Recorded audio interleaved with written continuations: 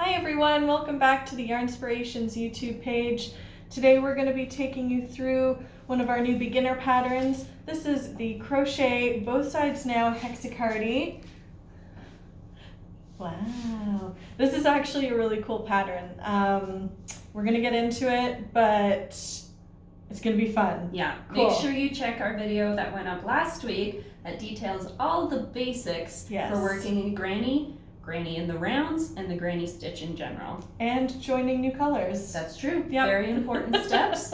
All useful information for this pattern. As you can see, lovely colors. Beautiful. So of Super Value. This is Bernat Super Value. Bernat Super Value. Awesome. All right, you're going to see my hands in 2 seconds. Boop. Hello, welcome back. My hands, just as promised. So since this is Bernat Super Value, it is a worsted weight yarn, so we are using a 5mm hook. I've already done the slip knot. We learned that in our previous video about the blanket. But we are going to start this off a little differently than the blanket. We're going to be doing a chain 4 to start. So yarn over hook, draw through, yarn over hook, draw through, 2, 3, 4. And from here, we are going to do a slip stitch in the first chain to form a ring.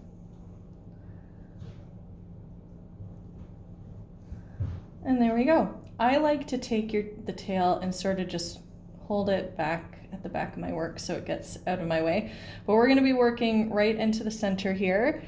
And unlike the blanket, I guess you could say, we're going to be doing 6 double crochet clusters in here instead of 4 double crochet clusters. So there is the kind of big difference between these two granny cluster projects. But that's okay. We're going to get through it. It's going to be a lot of fun. So first off, on the first round, I'm going to do a chain 3, and that is going to count as our double crochet. And then we're going to do 2 double crochets into the ring. So that was 1. Just to go over it again, yarn over hook, insert your hook into the ring, yarn over hook, drop a loop, yarn over hook, draw through 2, yarn over hook, draw through 2 loops, and there you have it. And remember, if you forget how to achieve these techniques when you're working through this pattern on your own, there are links within the pattern to technique videos. So we will have a separate video just to explain double crochet. Awesome, yeah, super helpful. So next off, we are going to be doing a chain 2. So this is going to be the corners of our hexagon, and a hexagon, if some of us don't remember, is a 6-sided shape. A polygon. A polygon, yeah. And now we are going to do 3 double crochet. For our next granny cluster. Yes, 2, 3. See, there's another granny cluster. Chain 2. We're doing this 5 times. So this is 2, 2, 3. Oops. Chain 2. This is our 3rd cluster.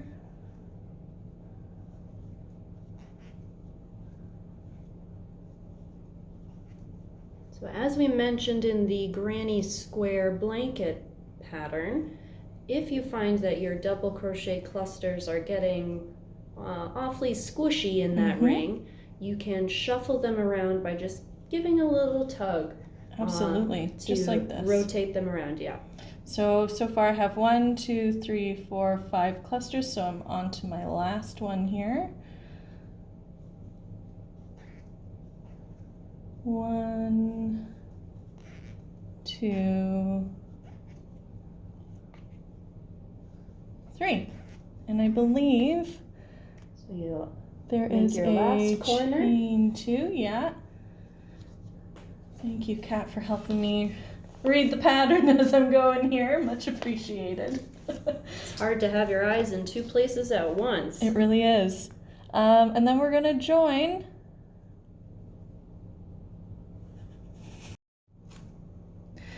And then we are going to join at the top of the beginning chain 3 with a slip stitch, I should say. And there you go. You're finished your first round there. You do continue much like a granny square, and you continue to build off of the round. But once you've completed one side of the project, you're going to have this kind of fun, wacky looking shape that doesn't lay flat, and you don't want it to lay flat. So the interesting thing about this is that you are able to fold this hexagon into an L shape, which is going to help you make your cardigan. So you'll see here, you can sort of see a flat square, like, oh yeah, maybe I can make a square out of it. Oh, but then it's all bunchy over here. Well, if you join the furthest corner to the opposite corner, you're gonna see that it makes an L, which I think is just the most clever thing. I love these cardigans. I actually have the wrong side facing, so I'm gonna switch it and have the right side facing. You'll remember that last week we briefly discussed the wrong side versus the right side. And all of these patterns do have links to additional materials to help you know the difference when you're looking at your work. Awesome. And we should note, for this pattern, we were talking about gauge a little bit in the blanket pattern, but for this you're going to be given 2 different gauges. So one is for the motif of a granny square stitch. Yeah. Yes, of a granny cluster. And the other one is just in plain single crochet, which is usually what gauge is given in, unless it's given in what the pattern is that you're working in. So in this case, we've given it in both. Mm-hmm. This way you can sort of get an idea of how typical gauge swatches are worked, but you also have your measurements for the granny stitch in question. Absolutely. So once we've gotten to this point, it starts to become where you start to assemble your sweater. Mm-hmm. You'll notice in the pattern at this point, it does mention that you want to measure your work at this point to make sure that your gauge is consistent and that your cardigan is going to fit at the end. Very important. Very important, yeah. You want all of your hard work to be worth something. You want it to fit. As we mentioned in our first week, this pattern is available in multiple sizes, from extra small up to 5XL. Mm-hmm. So it really is suitable for anybody. It's also a very loose fitting pattern, mm-hmm. so it does not have to be exact to Absolutely. your measurements. Yeah. You'll have a little bit of wiggle room. And so we are working on the extra small size today, just so we can fit it all in the camera, sort of. We've got limited space. So we're gonna start doing a whip stitch to close this top seam. This is the sleeve here, you'll see. And we're going to stitch all along the top seam here with... For this, we will be sewing it with a yarn needle. I love the metal yarn needles, so I'm going to do that. But I am going to use a contrast color so we can actually see what we're doing. And I'm going to cut a little bit here. At this point in the pattern, you're going to be sewing what will be your shoulder seam. Yes, and we want approximately 2 times the length of whatever seam you're sewing. That's an excellent tip. Thank you. So I'm going to start it off here. We're sort of doing a knot within the stitch here. So I've lined up the corner stitches here. I'm going to move a little bit more. So very similar to when you're lining up your two granny squares to assemble, as we discussed last week, you're going to do that, but with the corners of the one hexagon. Exactly. So here I'm sort of going back in that same stitch. And then through here to create a knot. You're going to have your end here. You'll be doing this in whatever color is your last round, so you'll weave this in and you won't even be able to see it. So we're going to do a whip stitch. So I have my secure knot here, and just a reminder that we are doing this in a contrast color, so your yarn will be the same color as your last round, so you won't be seeing this, and you can weave this end in and nobody will be the wiser. So we're going to be doing the whip stitch. I'm going to see, hopefully you can see, we've got V's at the tops of our double crochets. We are going to put our needle through both legs of that V on both sides and draw our needle through. A whip stitch is a fairly fast way of assembling your work. So we're going to bring it right back around and go through the front stitch and then the back stitch, again going through both legs of that V. There you go, you got your first little stitch there. And do that again.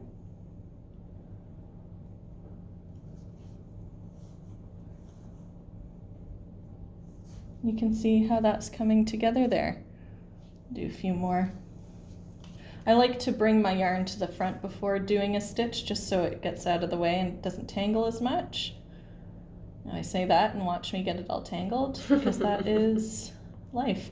It's bound to happen. You can take this step as slow and steady as you need. Absolutely. Very similar to the flat slip stitch seaming. You really want to make sure that you are putting your yarn needle through the chain or double crochet on both the front and back of this portion. That way both sides are attached together. Yeah. And you're going to go through every single stitch. And it's going to look nice and tidy that way too. Yeah, you'll make a nice finished shoulder seam. So I'm going to bring in our finished project here. And we can see that you actually can't really see the seaming at all when it's done with the same color yarn. Let me find a shoulder seam here. So you can see this is the front or back, and the front or back. But this is where we've done our whip stitch, and you can sort of barely tell that it was seamed together there. So it's a great way to finish off. And once you've sewn your shoulder seams and your back seam here, you can see here, this is the back seam here. And that's stitched in the exact same way as our shoulder seam, except you're going to be attaching one hexagon to another hexagon instead of to the same hexagon. Absolutely, that is very important to note. Yeah, and again with the whip stitch. And then once you are done that, you are going to move on to the sleeves and the bottom edge, and you're going to finish off with more granny clusters. So in this way, you're just adding on a bit of length to your hexagons. Exactly. Yeah. And that part can be totally customizable as well. Maybe you're slightly shorter in stature, so you don't need as much length added on. Or maybe you're very tall like I am, and you might need more rows added onto the sleeves to make sure that they're the right size for you. The pattern will detail all of the steps to create those granny clusters, but you're essentially going to be working in the exact same way we've already shown, working 3 DCs into each of the spaces, and then creating a chain 1 space for the next round. Exactly. Very well put, thank you. Thank you. So we'll have one last look at the finished project on Cat, and we'll say our goodbyes. So we'll see you in just a second. Welcome back to our faces. you'll see that Kat is modeling the completed project, and you can get a better sense of the added rows here for the length of the sleeves and the length of the torso.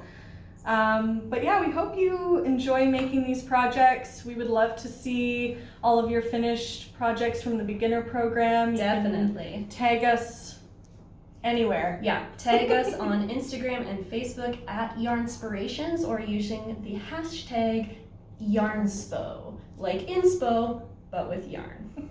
Awesome. Thanks for joining us. We hope you guys are inspired. Yeah. Bye. Bye.